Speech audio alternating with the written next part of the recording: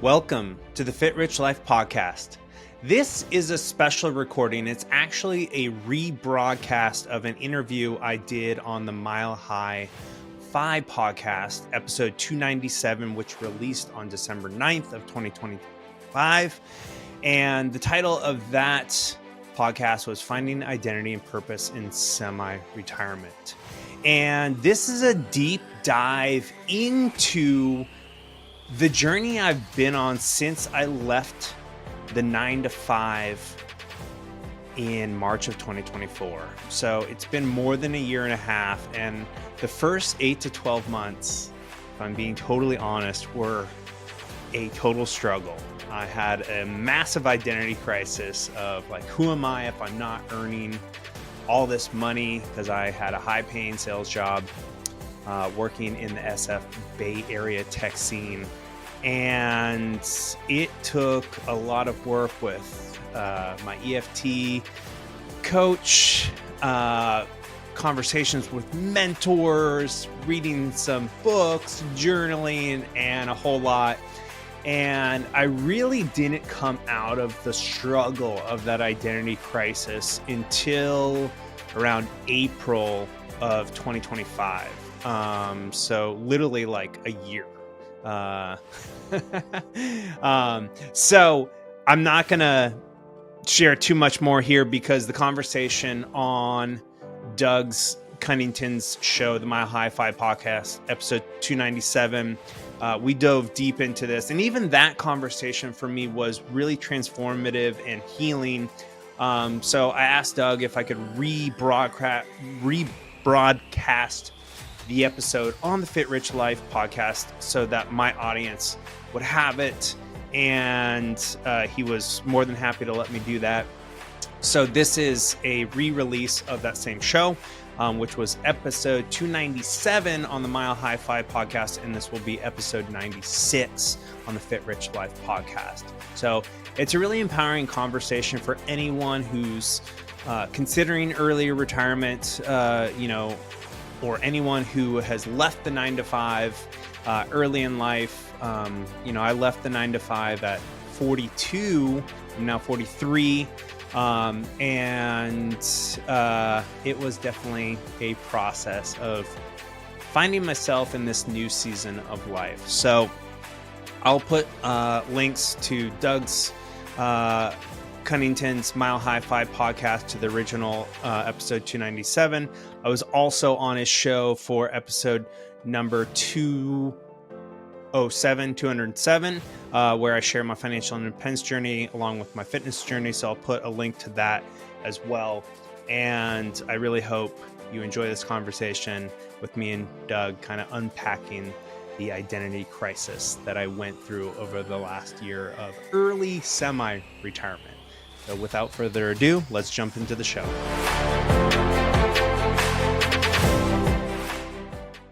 Hey, what's going on? Welcome to the Mile High 5 podcast. I'm Doug Cunnington, and today I have my good friend, Justin David Carl. How are you doing today? I'm great.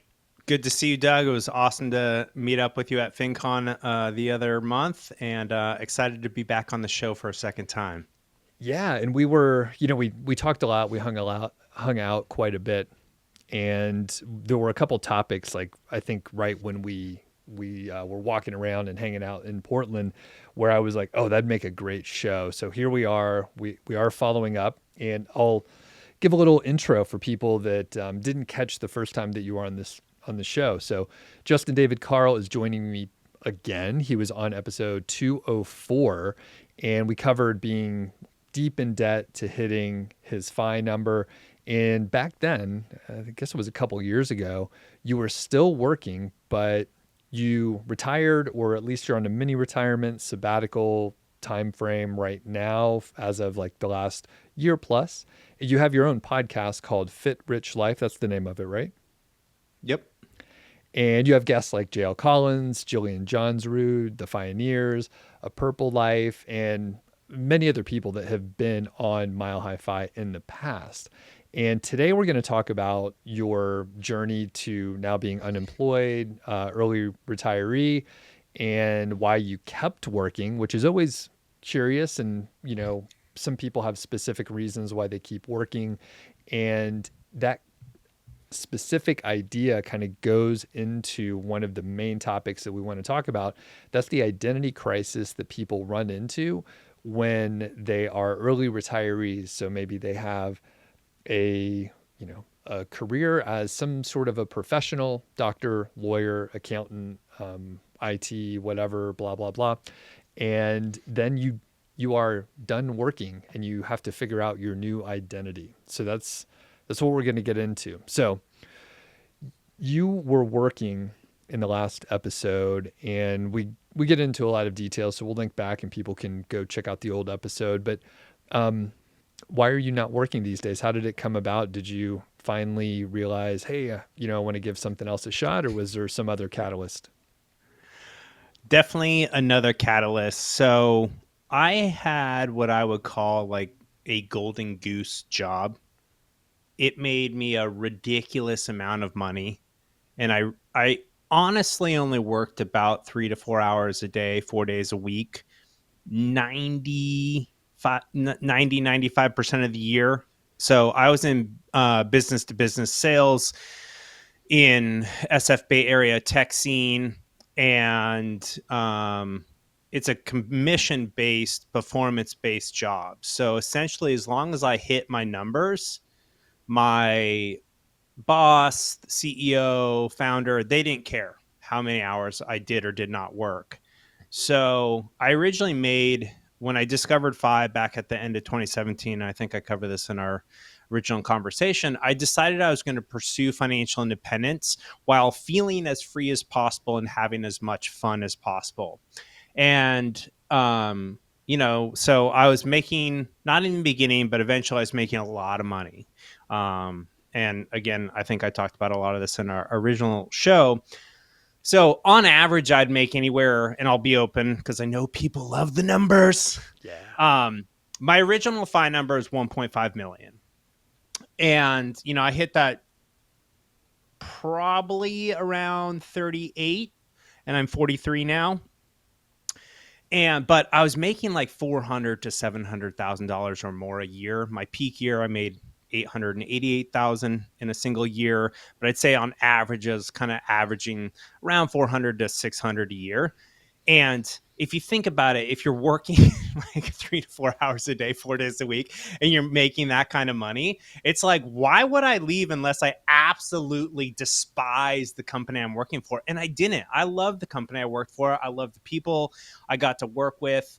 It was aligned with kind of my values. We essentially provided healthy snacks and catering to the top tech companies across the nation, which kind of sounds like, oh, that can't be, that big of a business. But like a 500-person company spends $1 million a year on snacks and 3 to 5 million a year on catering. So I was like working on multi-million-dollar deals and deriving commission from those multi-million-dollar deals. And I was really good at it. And I really wanted companies to like feed their employees like healthy food, because like that's a big part of kind of my identity and my values. So during COVID, I witnessed our company lose 90% of its revenue in 3 months. And I was like, whoa, like this cash cow, like that, this golden goose of a job may be in jeopardy. So like, I really better start thinking about like what I'm going to do after I leave this. And so in July of, I want to say 2022, I launched the podcast Fit Rich Life, formerly called Alchemize Life. And I launched online fitness, money, and life coaching business called Fit Rich Life Coaching, because my goal was never early retirement, never work again. Like I always wanted to do some work because I enjoy working, I enjoy being productive. But I realized that like after achieving FI, like money is no longer the ultimate goal. After you achieve financial independence, the goal should be like impact and meaning and doing work you really love and believe has deep personal meaning to you and work that you actually enjoy. So I decided to start those businesses, the podcast and the coaching, just as kind of like a backup plan, and also to have something to like retire to, so to speak. Um, and somehow the company kept going.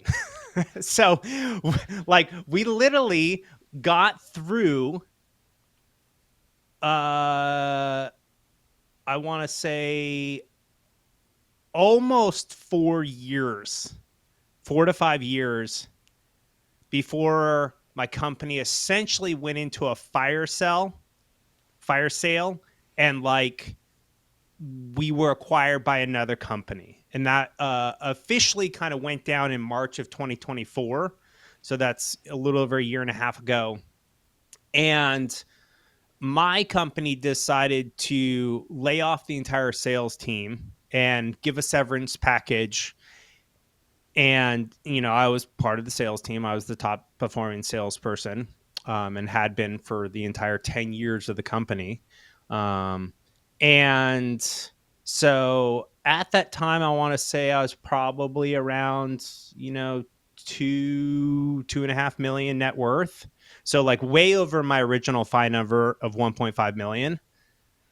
And I honestly think, Doug, I don't know if I would have ever left that job, because it was like, honestly, I was able to podcast and coach and, work out for, a couple hours a day and go rollerblading with my friends. And like, I only worked like hard, like 4 times a year. And that was during end of quarter if I hadn't already reached my quota. Right. Got it. And, Okay. and so, yeah, that's essentially, and afterwards I was like, well, I'm instead of like going and finding another sales job, I'm just going to like podcast and do my coaching business, and kind of, put a little more energy into that. Okay. Gotcha. So summary is you were just earning so much money and not working too hard that it was a decent thing to keep doing. And you didn't despise your job. You were like, hey, like the people, like the mission, generally it was Yep. fine. And then you got laid off, basically, acquisition, layoff. Great. Okay. So were you sort of mentally prepared for it? Like for a few years, you were laying the groundwork so that you would have some passion projects to work on. They're generating revenue in some capacity. I have no clue how much. Thanks for sharing the net worth numbers too, because people do love that. And, the fact that you were able to accumulate so much, high cost of living area, but still high salary overall, especially, your full journey. So back to the question, were you mentally prepared to not have the job anymore and move on to being retired? And were you actually, I'll leave that right there. So yeah, were you ready to not have a job? So I knew, or had a strong intuition, that eventually our company either would get acquired or go under, because it was just like really like, we watched 90% of our company's revenue. Like we're doing 100 million a year, in revenue pre-COVID. And then literally COVID hit and we dropped down to like under 20 million a year. And so I was like, okay, high probability this isn't going to like work out in the long term. So, let me just plan as if that's going to happen. And so I thought I was mentally ready for this. I was like, yeah, I'm just going to kind of work part-time on my podcast and part-time on my coaching, and, just like be semi-retired and, like, yeah. And, Doug, you and I talked about this at FanCon, is like I was totally unprepared for like the identity crisis of going from like this high earning, high performing salesperson, because I really was like the top performing salesperson at my company for a decade. And like that, like, as kind of someone who's always been an overachiever, like that was a part of my identity. And then it was like some of the questions that came up in some of the months following, being laid off was like, who am I if I'm not making $300,000 to $500,000 a year? And, so obviously, guess what I did? I was like, okay, how do I make $300,000 to $500,000 a year with an online business, like just doing work that I'm truly passionate about? That's my work. And I fell into this whole like thing where I was putting like a ton of pressure on myself to like figure out how to make the same kind of money that I made before.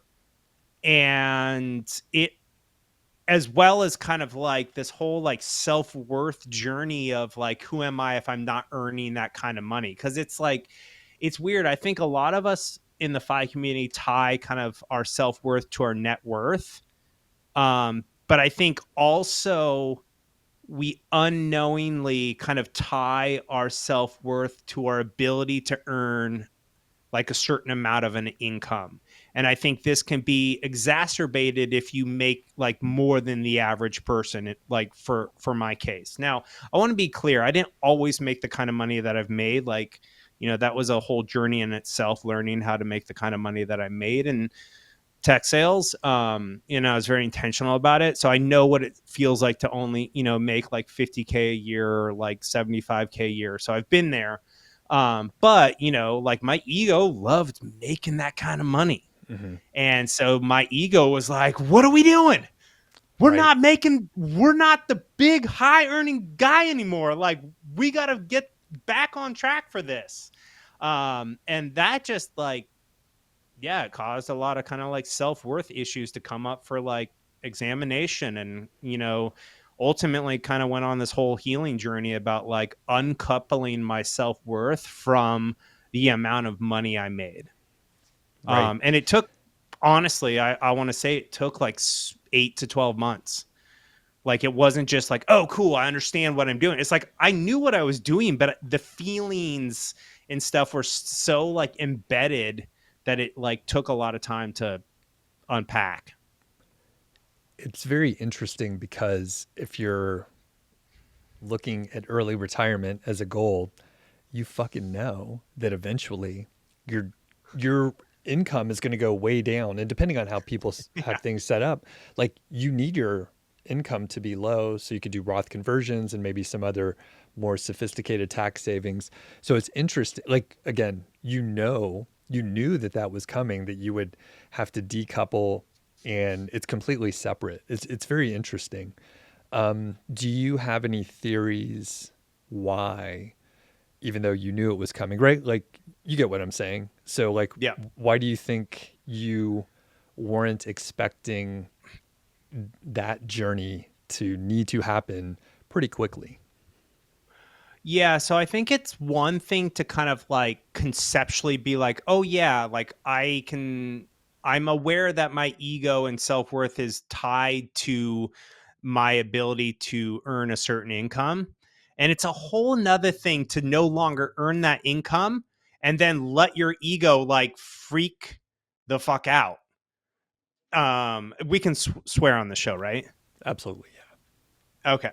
Yeah. So like my ego was like crying like a little bitch. He's like, what are we doing here? Like, quit being a little bitch and start earning more money. And I'm like, no, I just want to like chill out. And there was like this battle kind of between like my spirit and my ego. And it took, like I said, I think 8 to 12 months to kind of come to, a spot where I'm at, where I'm and the reason I told Doug this at FinCon is like, I'm ready to talk about this because I'm finally in a really good place. But like, it was really tough for the first, like, 6 to 8 months. And there was a lot of things that I didn't like expect. And one of those was like, I was so burned out, but I didn't realize it. And it was especially confusing for me because, I wasn't working a lot. I was working, like I said, 3 to 4 hours a day, 4 days a week, most of the year. And what I realized is like, even though I wasn't working a lot, the last 3 years of that job, mentally I was so overloaded because I had launched this coaching business and this podcast. So I had basically 3 jobs. I had a sales job, which was a quota carrying. So there's like pressure to hit this quota. I had, at the peak of my coaching, I had over 40, almost 45 clients. And so that at the time I was doing 1 hour, one coaching session per month with clients is different now. But that meant I was having like 40 to 45 1 hour one-on-one sessions with coaching clients, plus recording and releasing a podcast. And it was like I was working 3 different jobs. And like, I'm sure your audience is kind of aware of like the switching costs of going from like the energetic switching costs of going from like one type of work to another type of work to another type of work. So again, I was still like, I was working a 4-day work week, but by the time I got to Friday, I was so exhausted. All I wanted to do was like take naps and watch Netflix and read fantasy books. And my wife, we had just moved to Santa Cruz, 3 years ago we moved here, and I was like, she was out like building community in Santa Cruz, meeting all these great people, doing stuff, going out dancing. I'm like, no, I just want to like sleep and watch Netflix. And she's like, you are sucking ass as a husband. And I was, but I was just so exhausted mentally from, kind of taking that overachiever, like, oh, I have to build this coaching business and I have to, release one podcast a week. And, I have to hit my quota and da da da. And again, I was still getting 7 to 9 hours of sleep a night, working only a 4-day work week, but I was just so mentally overloaded. So when I finally stopped the 9 to 5 job, I also recognized that I basically had built myself a second job with the coaching thing. Like, what's the point of having 45 clients? Like, I don't need the money. So why am I doing so much coaching that I started hating coaching? I was like, this is terrible. Like, I'm sick of like working with people. So the other thing I did kind of in that first year of not having the 9 to 5 sales job is I really scaled down my coaching business. So now I only work with 8 to 12 people. And I removed a bunch of pieces from my coaching business that like took a lot of time and energy. So I scaled back, and then literally, I'm not joking, Doug, I slept 10 to 12 hours a night for a straight year. And prior to that, I would maybe, I'd be lucky if I could stay in bed for 7.5 hours before my body was like, no, we need to get up and do stuff. So literally, obviously, my body was like, hey, we need to like recuperate from this, like, being in, Silicon Valley, SF, Bay Area tech, there's a lot of pressure because like, we were a Y Combinator company. So we went through Y Combinator, which is one of the incubators or startup accelerators that like Uber and DoorDash and all these amazing companies went through. So there's like massive pressure for our company to like grow. And that's, why we got to 100 million a year. And even though I was good about kind of like, meditating every day, getting enough sleep, there's still that like pressure for us, like that you feel being a part of company. Cause that's the other thing is like, it's hard to uncouple your own kind of like psyche and energy from a company when you're like a part of the company's success. Right. And even if you're not like a direct revenue contributor like I was, I think there's still this like pressure that we all got to like, pull our weight to make this company grow. Interesting. Yeah, so many places I want to go. The most obvious is like the hidden burnout that you didn't realize, and your body was just, you were tired. And do you have any theories on why you didn't realize that you were burned out? Yeah, so I think a couple things. One, prior to living in Santa Cruz, I literally lived in Menlo Park, 2 miles from Stanford University, and maybe 2 miles from Meta headquarters and Google headquarters. And I really do feel like the SF Bay Area, Silicon Valley tech uh, geography is like a high energy vortex. um, and it's awesome if you want to build and grow a company. And like, I'm not even joking. Like, it was really interesting. Like, when, I was living in Menlo Park, like, it would be rare that I could like stay in bed for more than 8 hours. Like, most of the time, like 7 hours is like, and if you're in bed for 7 hours, it means you're getting like 5.5 to 6.5 hours of sleep. So like, that's one of the things I kind of learned over the last couple of years is like, yeah, you might be in bed for 8 hours, but depending on your sleep efficiency, like you might only be getting 6 or 7. And, you can, Whoop does a good job of telling you that, or lots of the trackers can tell you this too. So like, yeah, I thought I was getting good sleep, being in bed for 7.5 hours, but like I was probably realistically getting like 5.5 to like 6.5 if I was lucky. Um, and so I think kind of that, and you do that for 10 years and you have this like pressure to grow this, we're a Stanford startup. Like I said, went through Y Combinator. There was so much pressure from our investors to like hit these insane targets. Like I remember every time our CEO and founder would set like annual goals, I'm like, how, there's no way we're going to hit these numbers. And we never did, but we still grew like insane. Right. And this is the whole like shoot for 10x, because if you just shoot for 2x and you get it, but you shoot for 10x and you do 5 or 6x, that's infinitely better than 2x. And it's awesome like for like that thing, but it's a lot of like pressure on everybody.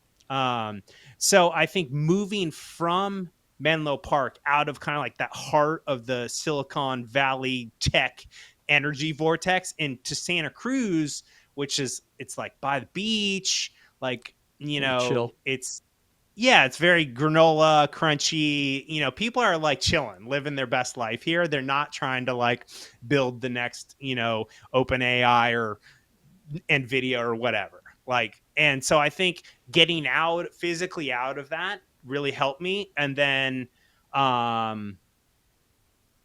it's kind of like a fish in the water, right? Like I was so immersed in that tech world that I didn't realize how much kind of pressure there was to like grow at all costs. And then I switched water and I was like, whoa, that water over there is pretty intense. Okay.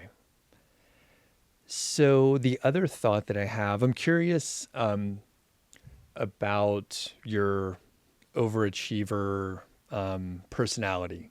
And I think a lot of us have this. And I'm going to go back. I'll let you think for a second. Like the type of student you were when you were younger. So I was actually a very good student all through high school and college, and studied and worked hard. I was better at certain things, but like I was a good student and like got many awards. Like I did, the best in certain areas, and I would get awards each year and get those stupid little plaques, in middle school or something. And then as time went on, I mean, I knew like going to college, there'd be a lot more even smarter people. And then I was like, I was worse than average, right? Like I went, like many places, right? You go from a smaller school to a bigger one, and then it changes. And then I went to management consulting where, I was like one of the worst. So I'm seeing like how good people are. And I realized the effort that I would put in is the seed of my laziness. Basically, the effort that I would put in would not be worth it, especially because there were so many people that were better. So I was just like, okay, like I'm not going to be able to compete with them. So why even bother? Such a quitter. So I'm like, why even bother?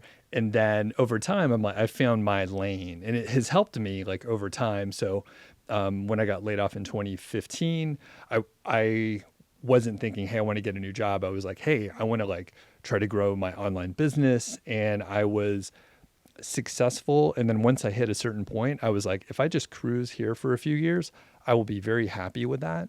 And then as time has gone on, I've like tapered down and, complete opposite of you. When you stopped working, I was like, you know what, when it's time to turn it down, I'll turn it down. And I had already disconnected and decoupled self-worth from income.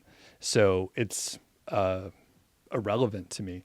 All that to say, the question that I now pose to you: were you a good student when you were younger? Were you an overachiever when you were younger? And or did it shift and now you're like, I have something to prove, and you're in the Bay Area where the energy vortex, it takes hold? Yeah, so I was totally an overachiever, and I can't remember if I talked about this in our previous conversation, but I pretty much knew I wanted to go to Stanford University. I think around third grade. My dad had went to business school there.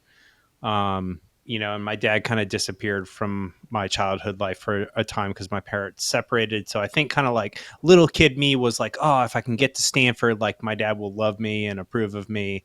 And for the record, me and my dad have an incredible relationship now. And he did end up coming back into my life. But basically, my filter for everything I did from like third grade to 12th grade was, will this help me get into Stanford or will it hinder me?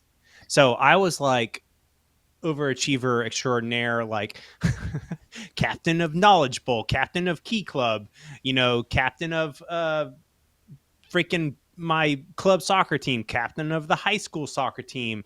I wasn't valedictorian, but I think I was like number 2 or number 3. And I grew up in a really small town in Sequim, Washington, which is like Washington's like number 1 retirement town. So like very weird, very small town, but there's like more old people than young people. And I like couldn't wait to get out of there.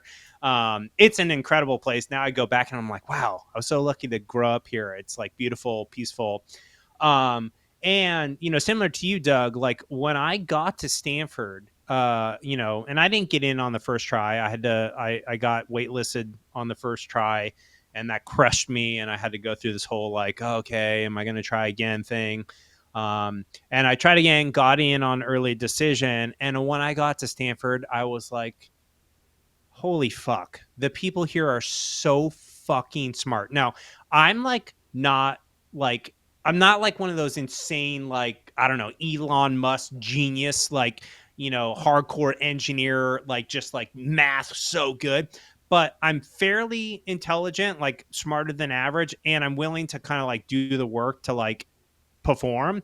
But when I got to Stanford, and many of the classes were graded on a curve, meaning that like the top performing person kind of like set like where you landed in your grade. And I was just like, okay, I guess I'm not going to be the top student anymore because there's just people I can't compete with.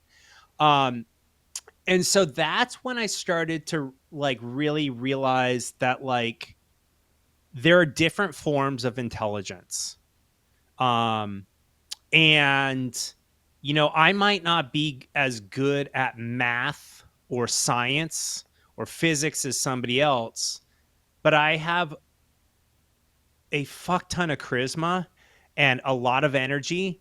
And I've kind of always been that person, like where like people like kind of try to always put me in leadership positions. And I recognized that growing up, I was a busboy and a waiter.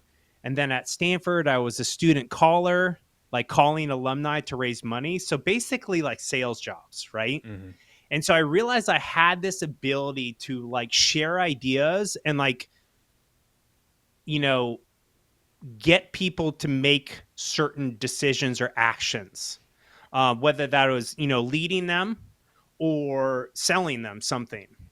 And so then I started recognizing that, okay, like I'm not going to be the top, student, but I can like develop these other soft skills, these people skills, sales, leadership, speaking, writing, negotiation, etc. And so I was president of my business fraternity. It was a co-ed business fraternity called Alpha Kappa Psi.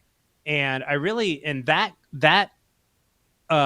it was unhoused. So I was never in like a frat house or anything. It was like the nerdiest Yeah, right.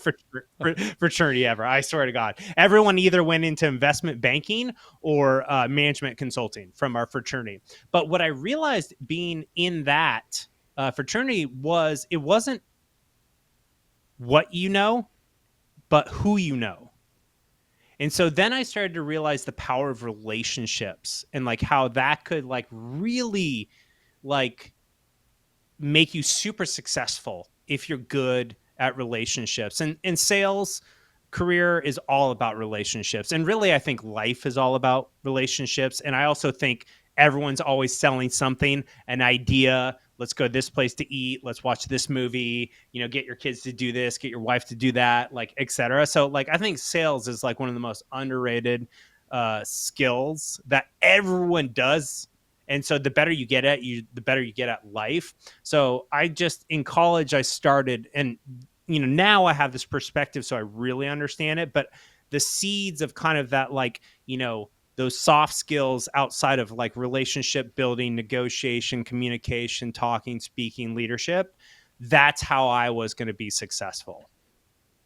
Gotcha. So Perfect. yeah, I was always an overachiever. I would say I still am, but I would say I'm kind of like way more chill now because like I'm semi-retired, and we can talk about this. Like, I'm not trying to like be the biggest, coach in the world and like take Tony Robbins on and like, put on seminars with tens of thousands of people and like, work with presidents and whatever. I'm like, no, man, I'm trying to play pickleball 3 to 7 hours a day, 7 days a week, and like live my best life and like work out. And like, so I've kind of like come to a much better place with that like overachieving drive. Like, it still shows up, but I have a healthy relationship with it now, where it's like the way I want to overachieve is like I want to be the best at living a fit, rich life. Mm-hmm. You know what I mean? And like money is only one part of that. And then once you have a certain amount of money, it's like you don't necessarily need more to live like your best life, right? And at some point you accumulate enough money. And this is, I think Doug and I, you and I talked about this at FinCon. I think people who pursue FI, they get stuck in this kind of like net worth trap where it's like always about continuing to increase your net worth. And it's like you're way past your FI number, but like your goal was to get to FI, and it's like a old computer that has this old operating system, and the operating system is like grow the net worth. Right. And I was this way too, right? Like I'm literally just like finally uninstalled this program, but it's like God, I can't tell you how many people I've talked to, especially like at FinCon and over the last couple of years, where like they're still grinding and they have like $5 million. And I'm like, what are you doing? Like, why don't you go invest your time and energy into like all these other incredible areas of your life? Stop grinding for more money and start like living a life that you absolutely love. And that's kind of where I've landed at now. I still want to make money because I enjoy the process, but only if it's second to me living my best life. And if you're doing, the FI journey, in air quotes, right? Everybody has their own version and everything, but at some point you should probably see your net worth going down. And again, people have their own goals, and some people are into legacy and some other, I'll say ego-driven ideas about that sort of thing. But yeah, at some point, net worth probably going to go down some. All right, so there's some other areas I want to get into. So you're continuing to work, but it's in the coaching area. So it's coaching and podcasting, right? Yep. Yeah, and I would say most weeks 10 to 15 hours a week. Okay, is about what I'm working. So it's pretty chill. Very chill. At some point, I don't know if now's the time, but I do want to share that I almost went and got another sales job because this overachieving like drive to make money was like so hard to unwind. And I was like, I don't know what to do. I guess like maybe I'll be happier if I'm making 400 to 600 like $1,000. Like to the point, Doug, where I freaking reconnected from like old, like with old bosses and mentors from my sales career, had them help me update my resume, updated my LinkedIn, and literally even went and had a interview for a sales position at a blockchain crypto freaking company. So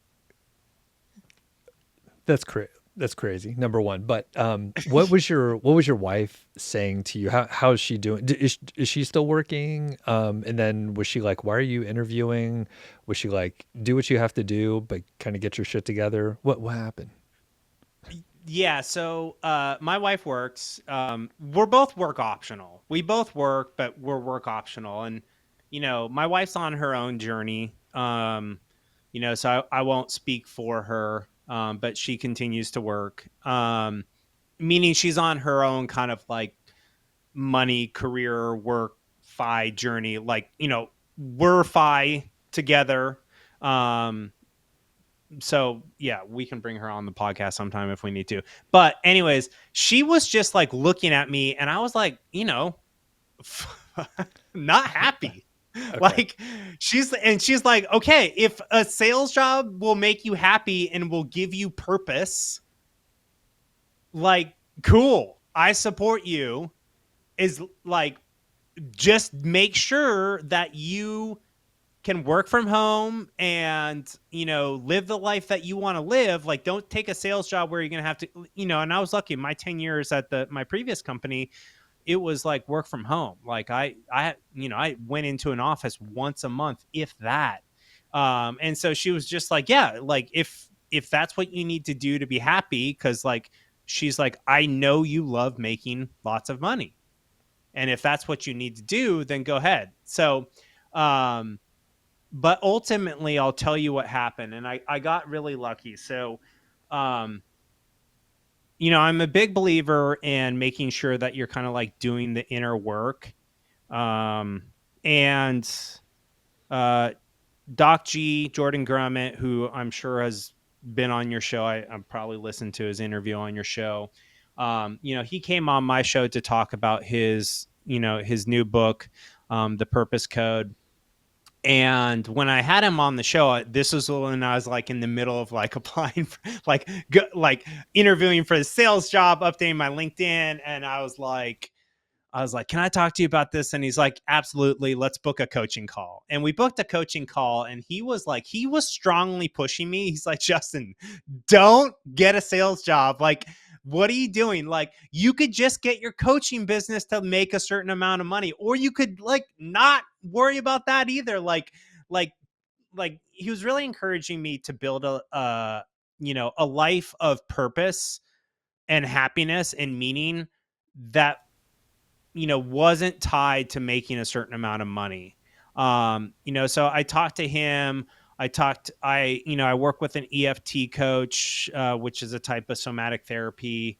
I talked with my wife. I talked with friends. I talked with my parents. Like, I talked with like colleagues and mentors. And like, one of my old bosses literally said to me, he's like, Justin, I hope you stay a free agent. But if you need like a recommendation or a reference for a sales job, I will be that person for you. But I really hope you stay a free agent and like do your own thing.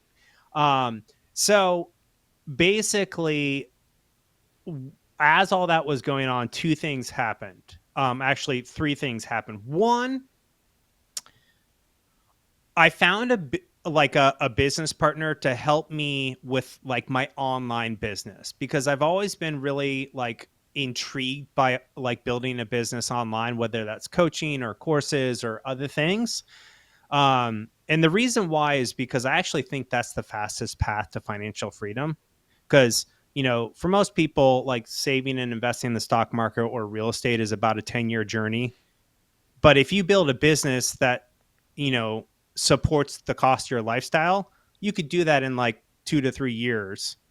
You might not be financially independent, but you have a business that covers the cost of your living. And if that business is doing something you're passionate about or interested in or love, then you're free in 2 to 3 years versus 10. So anyways, I found a business partner to help me kind of like with the next leg of my online business journey, which is really trying to figure out how do I like uncouple myself from trading time for money. And I haven't figured it out yet. I'll be totally honest. Like, I have a digital course, I've definitely made some sales, but it's, I'm not making $500,000 a year from course sales by any means. And more than anything, I just love working with him. Like when I talk with him, every time I meet with him to talk about like different business, projects we're working on, I leave so energized, so excited. And he really understands and supports my vision of like fit rich life and like everything that encapsulates. So I found someone, because one of the things about building a business online is it's fucking lonely if you're doing it by yourself. And if you're working online, it's like you don't see people. Like you're just at home working off you might see them on Zoom, but it's different. And then the second thing is I started playing pickleball. So April 12th of 2025, me and a friend randomly showed up at a pickleball court to play, not realizing that it was a club day. Like our local Santa Cruz pickleball club was playing, and there was like 40 fucking people there, and there was a sign up board, and you got to play at your skill level. And I literally started playing pickleball, and I was like immediately like, oh my God, I forgot how much I love to compete in a sport. And Doug is like laughing his face off right now for those who aren't watching the YouTube. Because it's like a game played with a plastic wiffle ball. And I swear to God, my life is so ridiculously funny right now because it revolves around a plastic ball with holes in it. That's literally my life right now. So I immediately start playing 6-7 days a week to the point that I injure my lower back because I'm like taking like 5 Advil just to keep playing pickleball because I'm like an obsessive person. And here's the thing. This is kind of a major takeaway really for any man, but any person is I think men don't realize how much energy we get from competing in a physical sport. So when I started competing again, because I played soccer growing up, basically I played soccer from 3 to 12 and from 5th grade through 12th grade, I played 11 out of 12 months year round. And I really haven't competed in a sport since 2001. Like other than doing some random like obstacle course racing and, cycling. But pickleball, it's like 10 to 15 minute game and you've either won or lose. You either win or lose. And I just like, and I think the Greek meaning behind compete is to rise together. And the thing about competition is it taps into your masculine energy, right? And men and women, we both have feminine energy and masculine energy, but competition, especially physical competition, is a masculine energy. And when you play a sport like pickleball or tennis or racquetball or really any sport where you're competing, you tap into that masculine energy and you can actually take that energy and channel it into so many different areas of your life. And like you can obviously tell I'm like so excited about life now. And a big reason is because I play freaking pickleball 5 to 7 days a week for like 2 to 7 hours a day. Like I literally have played pickleball for 7 hours in a single day multiple times. So that was the second thing is I started building community and connecting with people, right? So that's a huge thing when people early retire or take a sabbatical or mini retirement is like you have to have community if you want to be happy and thriving. And like we all know this, but like men, we tend to do this thing where like a lot of our friends become like our only friends are our wife's like friends and their husbands, right? And so I've read a lot about this, studied this, and so I really pickleball I've probably met I don't know 100+ people. And like I see these same people, like these same 30 to 50 people, like multiple times a week. And like I know them and they ask me like, and they see me and they're like, oh, Dragon, like that's my nickname. And they're like, so good to see you, like how's this, how's that? And it's just like, it's so amazing. And then also the third piece is one of my friends who's a gym owner opened a brand new gym called Santa Cruz Athletic Club.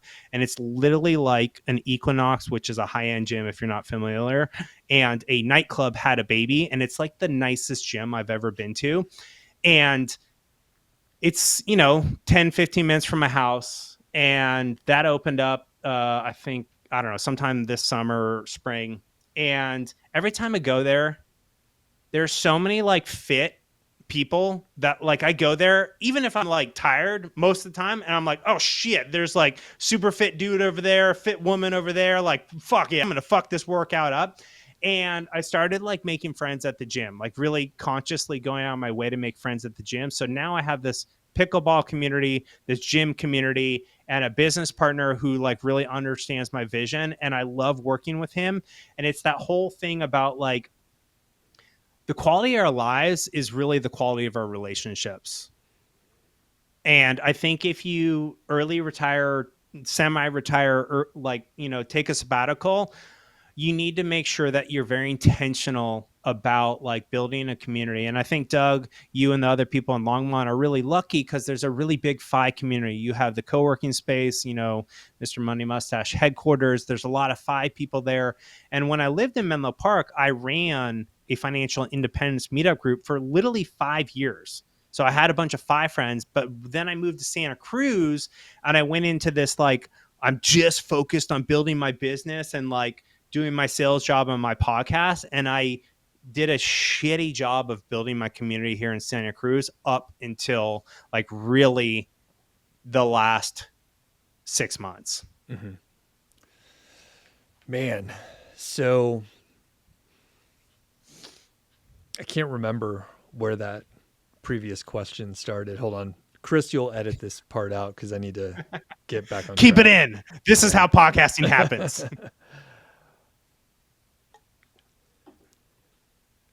You're continuing to work, and again, we highlighted it's coaching, it's stuff you want to work on. You've changed the scope of it to fit what you want to be doing and who you want to work with and for how long, and all those things that you have autonomy to choose what you're doing. But are you thinking this is like retirement? Is this a mini retirement, like a sabbatical from a corporate job? Or are you finding your feet with, a smaller scale of self-employment? That's such a great question, Doug. And I think the shortest answer is TBD, like to be determined. Like, because literally the company I interviewed with, it's actually the CEO was the founder and CEO of my previous company. So like I had a great 10-year run with him. That's how I became FI.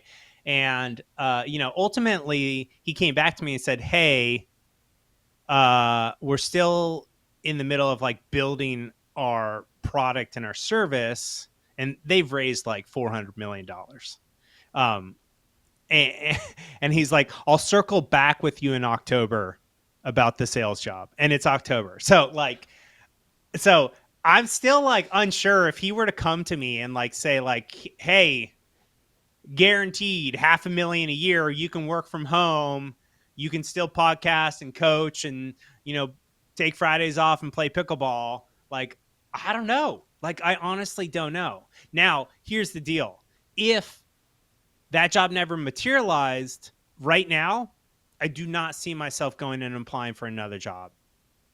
Like, I am so in love with my life right now. I love coaching. I love podcasting. Like, I've completely fallen back in love with coaching because I just realized, like, I absolutely love it. Too much of anything sucks, mm-hmm. right? So when you have 40 clients, like, it's terrible if it's too much for you. And so for me, my sweet spot is really around 10 clients. So I say 8 to 12, but that averages out to 12. I love podcasting. And right now I'm like releasing every other week. So there's not this grind to get out a podcast every week. And even that has been like, oh my God, I love podcasting even more because now I'm not on this like weekly hustle. And, I write a weekly newsletter. So like 1 week I get to kind of just share whatever, like fitness, money, and, life tips, tools, and strategies are on my mind. And then the next week I kind of feature the podcast, and I'm just at this really beautiful place. And so I consider, because I get asked all the time, because pickleball, when you play with a club from 9 to 12 during the week, most of the people are like retired people. Now there's some people that are 30, 40, I'm 43, but they all always be like, so how are you here all the time? Like, do you work? And I always just tell them, oh, I'm semi-retired.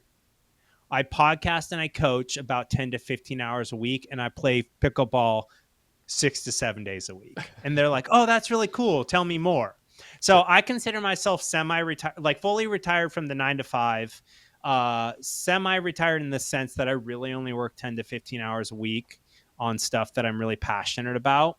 And yeah, so I'm not going to apply for another sales job as far as my current mental state. Mm-hmm.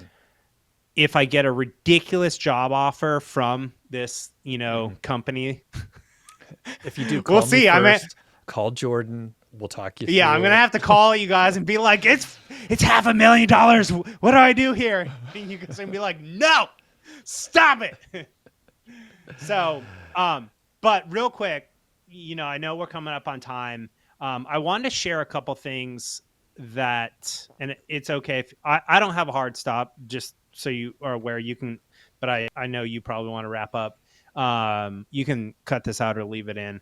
But really, there's a couple things that really helped me during this kind of like 8 to 12 months of like unpacking, that I wanted to share as like actionable takeaways for, either people who are literally going through what I just kind of came out of, or like listen to this, and then when you get to that point, come back to this conversation. And so the things that really helped me is, one, I read this book called Transitions. If you're looking on YouTube, here's the book. It's funny. I've had this book in my house. Like, it even moved from Menlo Park to Santa Cruz with me. It's by William Bridges. And it's Transitions, Making Sense of Life's Changes. And it's just really about these, like, it's all about like how we like, we finish a career in one area, and then maybe like that career is no longer fulfilling, and we start to feel this desire to go do something else. Or, you retire from your career, and then you're in this new season of life. And it's a short book, but it was really helpful for me reading that book. Working with my EFT coach / therapist, like, really helped. Speaking with like my friends, like, talking with Jordan Grummett, talking to other 5 people, talking with my wife openly about this. Also, big thing, running my numbers in Projection Lab. So I'm not like a hardcore like spreadsheet nerd. I'm not like, I've never had a spreadsheet for my FI stuff. I just was like, here's my FI number, is, 25 times my annual spending. Cool. Let's get there. And I tracked my savings rate on my way to FI, and I used Personal Capital, AKA, which is now known as, Empower Personal Dashboard. I actually recommend Monarch Money now. I'm not sponsored, because Monarch Money tracks your savings rate for you, so you don't have to manually calculate it like I did. But I ran my numbers in Projection Lab and just ran all these different. So for those, you've had the founder on your show, right? I have not, but got to meet him, so he'll probably be on the show, or somebody from the team. Basically, Projection Lab is just a amazing tool where you can like map out your like either your FI journey if you're not there, or kind of your post FI journey. And so I started running all these scenarios like, okay, if I never made another dollar, like, how do I end up at like 100 years old? Or like, if I just make $20,000 to $40,000 a year, like, what happens to my money over the next 60 years? Cause I'm 43. Or, like, if I inherit like, X, Y, and Z from this set of parents or that set of parents, like, how does that change my equation? If I factor in Social Security, and just seeing those numbers and being like, dude, even if you never make another dollar a day, or a dollar in your life, you're going to be totally fine. If you just make a little bit, like, wow, the numbers like get ridiculous. And so like running those numbers, like, again, I'm unaffiliated with Projection Lab. I think there's a free 7-day trial or something. Highly recommend that. And then the other thing, I just had this conversation with someone who I consider a friend now, but he worked with me as a coaching client for a long time, and he's in this kind of same place that I'm in. And he's like, he basically said to me in a conversation the other week, he's like, Justin, like, you and I, we could pretty much like at any time we want, like, turn on like an income source, whether that's like getting a full-time job, a part-time job, or just like selling our services as a consultant or a coach. So it's like there's no fear, right? Like if for some reason we had to make money, we could so easily make money. And that, acknowledging that, gave me the freedom to be like, dude, I'm going to enjoy being semi-retired. I'm not going to stress out about making a bunch of money, like, and that's the other thing that I want to mention in tandem with this is be careful what you consume when it comes to like watching, reading, and listening to stuff, because during, after I like ended my 9 to 5 job, I was heavily reading the work of Dan Coe and Justin Welsh, who are these like online solopreneurs who have made like ridiculous amounts of money. Like they're doing multiple millions a year as solo entrepreneurs online. And so like I was like, okay, if they're doing it, that's what I need to do. I used to make a million, almost $1 million a year in my sales job. Like now let's go do it online. But it's like, why? I'm already financially independent. But because I was consuming their material, it was like programming me to go chase that. Mm-hmm. And so you just really have to be careful. Like, what game are you playing? And what season of life are you in? And like the people that you look up to or listen to or watch or read their content, like what game are they playing? Is that the game you want to be playing? Are they in a different season of life than you? And I so want to like, jump in right here because sorry to interrupt you, Justin, but the go for it. that's perfect because I was in the online business world and exactly that. I was part of a community, like paid community, and went to. It hit me when I went to a retreat and there were people doing 7-8 figure, like huge, and like people are like, I want to take it to the next level and the thing. And during intros, I was like, I'm doing less work this year, and I was the outlier. And I was like, I'm kind of in the wrong place. No one judged me in a harsh way, but I was like, I'm in the wrong place. Like everyone's like driving to do more, and whatever people want to do is fine. I was not judging them, but I think a lot of them were doing it because they had the chip on their shoulder and they were like, I want to prove it to whoever fucking picked on them when they were a kid, or they were just doing it because that's what other people are doing. But one of the tricks of asking why, it's like, okay, if you want to hang out with your friends and play pickleball and exercise, well, maybe you have enough resources and you don't need to hit 10 figures. I don't know what some of the people were trying to do. But it wasn't the game I was playing. So I think that's an excellent point. And there are so many creators, and it could be like, hey, if you want to do less work, like listen to shows where people are like, yeah, here's how to downshift a little bit. Or if you want to do more work, then, find the right folks. So, all right, back to you.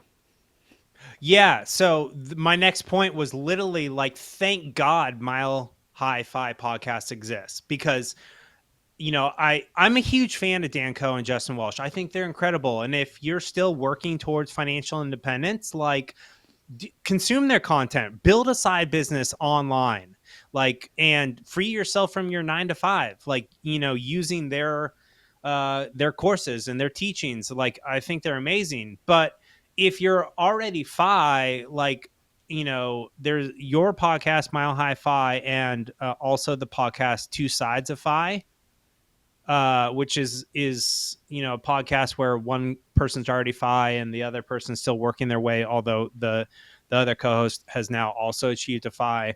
And just listening to stories of people going through exactly what I'm now going through, it was so helpful. And I just want to, pay you a lot of like love and gratitude for having these conversations on your show, Doug, because it's needed in the FI community. Because a lot of people in the FI community, they're gonna hit their FI number and they're gonna be stuck in this like, I gotta keep increasing my net worth like operating system, which is like a program that no longer makes sense. Mm-hmm. And I love how you're always talking about like, yeah, I'm trying to do less. I'm like, and you're even open about the fact that like, yeah, you're making great money as, working for yourself, but like, you've really even turned that down in the last, couple years, and you're open about it. And you're like, yeah, I'm not trying to like make a ton of money with my online businesses. I'm just trying to like enjoy the life I have and like do the things that are fun for me. And like, yeah, I want a sponsor for my podcast so I can like cover the cost, because like that would be nice. But you're not like, this podcast needs to make $1 million a year or else I'm failing, right? You're like, no, I want to have conversations that are like deep and meaningful to me. And the fact that you're having this conversation with me, and you've had so many conversations with people who, like your wife, like I like every time she's on the show, I'm like, oh God, I want to hear, you know what I mean? Like, what is she going through? Is this good? Is this hard? And then every time you have someone who's like, just recently retired, or has been retired for a while, has been so awesome. And like, big thanks to Carl too. Like, Carl is like totally open about the fact that like he probably still does way too much in his retirement, and like he's like has a problem with like he literally just posted today another house project on his Instagram, and I was like, this man cannot Dude, come stop. on. This retired man cannot stop taking on projects.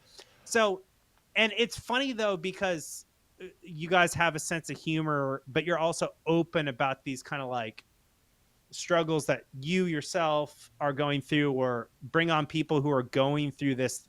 And I just want to say, like, if you are going through this phase, like, continue to listen to Mile High FI podcast and find people who are in the season of life that you're actually in, and stop, like, money is just a means to an end, right? And if you've made the money, you've hit your FI number, now there's so many other areas of your life that you can invest your energy into that will make it so at the end of your life, instead of being like, hell yeah, I have an extra $10 million, you're like, hell yeah, I have all these incredible memories and experiences, and I lived this life that I absolutely loved. So I just want to say thank you, Doug, for the show that you put on, because it's been really helpful for me in this, like, this 8 to 12 month journey of of figuring out what the hell I'm doing. So just massive thank you, brother.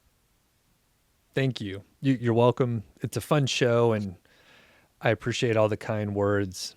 So I'm glad we got you on while it's still fresh in your mind, but I think it sounds like you're over the hump and you've turned the corner, and I think it's amazing. So one thing I want to let you do is talk about your pod a little bit. You could plug it here. Anything else you want to let people know where they could connect with you further, find out what kind of projects you're working on, and that kind of thing.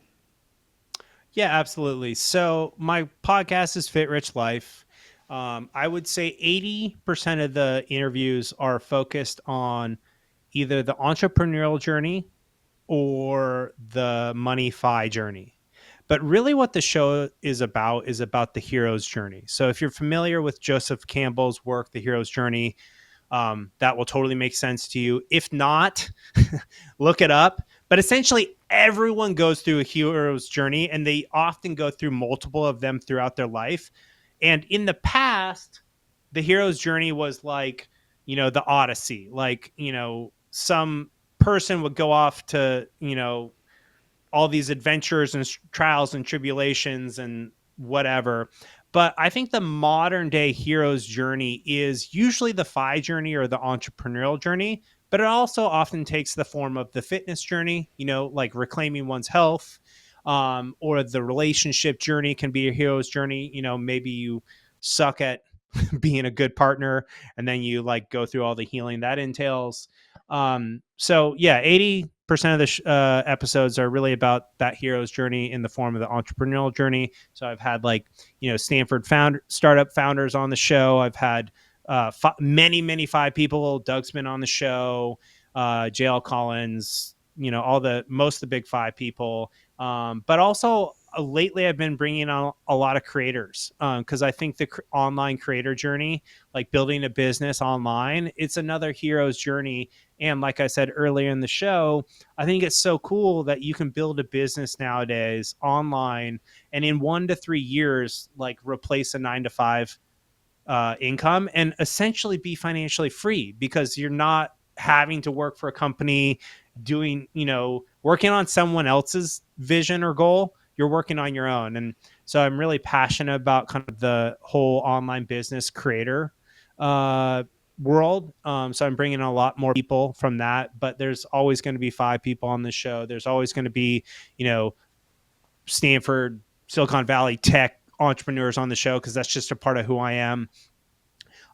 So yeah, the show every other Wednesday gets released. It's long form. So I love long form podcasts. So it's usually, an hour to 2 hours plus. So if that's your kind of podcast, heck yeah. And then I also write a weekly newsletter, which is tips, tools, and strategies to level up your fitness, money, and life. And that's every Saturday. It's super short, usually takes 3 to 5 minutes to read, and you can get the podcast and the newsletter at fitrichllife.com. Perfect. And we'll link up so people can get to it in the show notes and everything. Really fun conversation, Justin. I appreciate you taking the time, and we'll talk to you soon. Thanks for having me, Doug.